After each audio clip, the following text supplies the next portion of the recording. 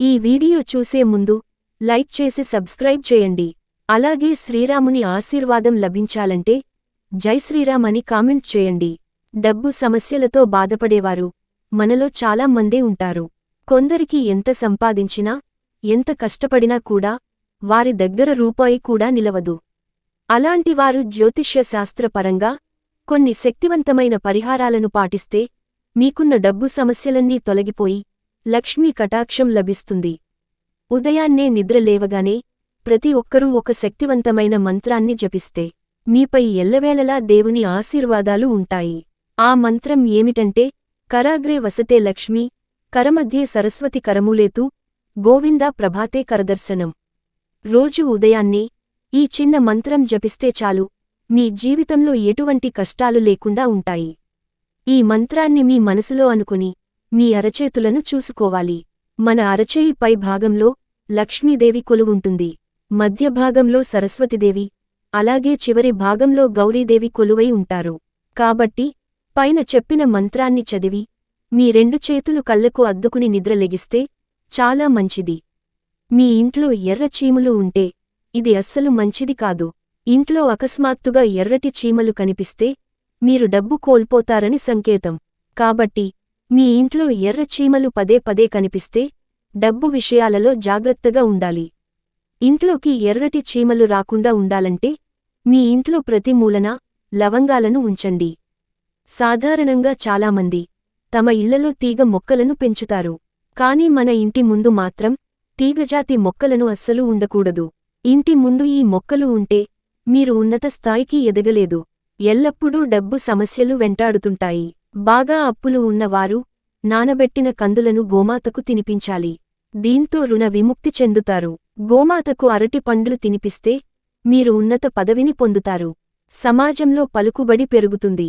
సంతానం కోసం వేచి చూస్తున్నవారు గోమాతకు వంకాయలను తినిపిస్తే ఫలితం ఉంటుంది. అదే వ్యాపారంలో అభివృద్ధిని కోరుకునేవారు గోమాతకు క్యారెట్లను తినిపించాలి. ఇలా చేస్తే మీ వ్యాపారంలో ఊహించని లాభాలు కలుగుతాయి. చాలామందికి సొంత ఇంటి కల ఉంటుంది.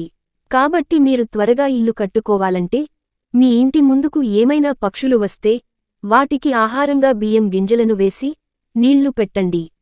ఇలా చేస్తే మీ సొంత ఇంటి కల త్వరగా నెరవేరుతుంది. ఇలా చేయడం కుదరనివారు మీ ఇంటి ముందుకు కాకులు వస్తే వాటికి అన్నం పెట్టండి. ఇలా చేయటం వల్ల మీరు అనుకున్న కోరిక వెంటనే నెరవేరుతుంది. ఇక చాలామంది మహిళలు తమ చేతికి దేవుడి ఉంగరాలను పెట్టుకుంటారు. అయితే మహిళలు ప్రతి నెల నెలసరి సమయానికి ముందుగానే దేవుని ఉంగరాలను తీసివేయాలి. దేవుని ఉంగరం వేసుకుని మాంసాహారం భుజించకూడదు. డబ్బు సమస్యలతో బాధపడుతున్నవారు తాబేలు ఉంగరాన్ని ధరించండి. ఇది డబ్బులు ఆకర్షిస్తుంది. కాబట్టి తాబేలు ఉంగరాన్ని ధరిస్తే మీకు బాగా కలిసేస్తుంది. మీ సంపద రెట్టింపు అవ్వాలంటే సోమవారం నాడు శివాలయానికి వెళ్లి శివలింగం దగ్గర ఒక కొబ్బరికాయను పెట్టి దేవునికి నమస్కరించండి. తర్వాత ఈ కొబ్బరికాయను మీ ఇంటికి తీసుకొచ్చి ఒక పసుపు రంగు వస్త్రంతో చుట్టి మీ బీరువాలో ఉంచండి. ఇలా చేస్తే ఆ శివానుగ్రహంతో మీ సంపద ఖచ్చితంగా రెట్టింపు అవుతుంది.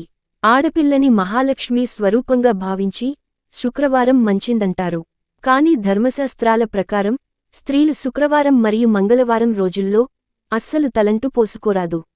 మంగళ శుక్రవారాల్లో స్త్రీలు తలస్నానం చేస్తే మీ కుటుంబానికి ఆపదలు సంభవిస్తాయి. కాబట్టి ఈ 2 రోజుల్లో మాత్రం స్త్రీలు తలస్నానం చేయకపోవడమే మంచిది. హిందూ మతంలో ఓం నమః శివాయ అనే మంత్రాన్ని శివ పంచాక్షరి మంత్రంగా పిలుస్తారు. ఈ మంత్రాన్ని జపించడం వలన మీకున్న అన్ని అడ్డంకులు తొలగిపోతాయి. ఈ మంత్రాన్ని రోజు 108 సార్లు జపిస్తే చాలా మంచిది. పూజ చేసే సమయంలో నుదుటిపై కుంకుమ బొట్టు తప్పనిసరిగా పెట్టుకోవాలి. అలా పెట్టుకోకుండా పూజలు చెయ్యరాదు. ఈ విషయాన్ని తప్పనిసరిగా గుర్తుంచుకోవాలి. ఎప్పుడు కూడా నిలబడి పూజ చెయ్యకూడదు. చక్కగా కూర్చుని పూజ చేయాలి. ఆర్థిక సమస్యలతో బాగా ఇబ్బంది పడుతున్నవారు ఆ ఇబ్బందుల నుండి బయటపడడానికి ఆదివారం రోజున స్నానం చేసి ఒక చెంబుడు నీళ్లను తీసుకుని అందులో చిటికెడు కుంకుమను కలిపి సూర్య భగవానుడికి అర్ఘ్యాన్ని సమర్పించాలి. ప్రతి ఆదివారం ఇలా చేసి చూడండి. మీ కష్టాలన్నీ తొలగిపోతాయి. శనివారం రోజున వెంకటేశ్వర స్వామికి ముద్ద కర్పూరంతో హారతి ఇస్తే మీరు కోరుకున్న కోరికలన్నీ త్వరగా నెరవేరుతాయి. అలాగే మీ పూజ గదిలో ఒక గ్లాసు నిండా నీళ్లు పోసి అందులో కొద్దిగా కర్పూరాన్ని వేసి అమ్మవారు పటానికి ఎదురుగా ఉంచండి. ఈ నీటిని 2 రోజులకు ఒకసారి మారుస్తూ ఉండాలి. ఈ విధంగా చేయడం ద్వారా మీకు అష్టైశ్వర్యాలు కలుగుతాయి. మీ పూజ గదిలో ఉన్న లక్ష్మీదేవి చిత్రపటంలో లక్ష్మీదేవి నిలబడి ఉండకూడదు. నిలబడిన లక్ష్మీదేవి మీ ఇంట్లో ఎక్కువ కాలం ఉండదు. ఇలాంటి విగ్రహానికి పూజించిన వారికి ఎటువంటి పుణ్య ఫలితం దక్కదని వాస్తుశాస్త్ర నిపుణులు హెచ్చరిస్తున్నారు. కాబట్టి వాస్తుశాస్త్రం ప్రకారం తామర పువ్వుపై కూర్చున్న లక్ష్మీదేవి పట్టం మాత్రమే మీ పూజ గదిలో ఉండాలి. ఇలాంటి పటాన్ని పూజించటం వల్ల సిరి సంపదలకు దేవత అయిన మహాలక్ష్మి మీ ఇంట్లో ఎల్లప్పుడూ కొలువై ఉంటుంది. ఆవు నెయ్యితో దీపారాధన చేస్తే మనసులో ఉన్న ఎటువంటి కోరికలైనా త్వరగా తీరుతాయని చెబుతున్నారు. అన్ని నూనెల కంటే ఆవు నెయ్యితో దీపారాధన చాలా శ్రేష్టం. నిత్యం లక్ష్మీ కటాక్షం కావాలనుకునేవారు ఆవు నెయ్యితో దీపం వెలిగించండి. అలాగే మీ పూజ గదిలో ఖచ్చితంగా పంచముఖ ఆంజనేయ స్వామి పటం ఉండాలి. పంచముఖ ఆంజనేయుడిని పూజించడం వల్ల మీ ఇంటికి నరదిష్టి, నరఘోష, చెడు ప్రయోగాలు దరిచేరవు. అలాగే చాలా మంది పూజ గదిలో శివలింగాన్ని ఉంచి పూజిస్తారు. ఇంట్లో పూజించే శివలింగం ఎప్పుడూ కూడా చాలా చిన్నగా ఉండాలి. అలాగే మీ పూజ గదిలో 1 కంటే ఎక్కువ శివలింగాలు ఉండకూడదు. అలాగే వాస్తు ప్రకారం మీ ఇంట్లో పనిచేయని గడియారం ఉండకూడదు. సమయాన్ని సూచించే గడియారం పనిచేయకపోతే ఆ ఇంటివారికి అశుభం. మీ ఇంట్లో విరిగిన వస్తువులు ఉండడం కూడా అది వాస్తు దోషమే. విరిగిన వస్తువులను ఇంట్లో ఉంచితే అశుభ ఫలితాలు కలుగుతాయి. ఆర్థిక నష్టం, ఆరోగ్య సమస్యలు వెంటాడుతాయి. పగిలిన గాజులు ఇంట్లో ఉండటం కూడా అస్సలు మంచిది కాదు. ఈ వీడియో మీకు నచ్చితే లైక్ చేసి సబ్స్క్రైబ్ చేయండి.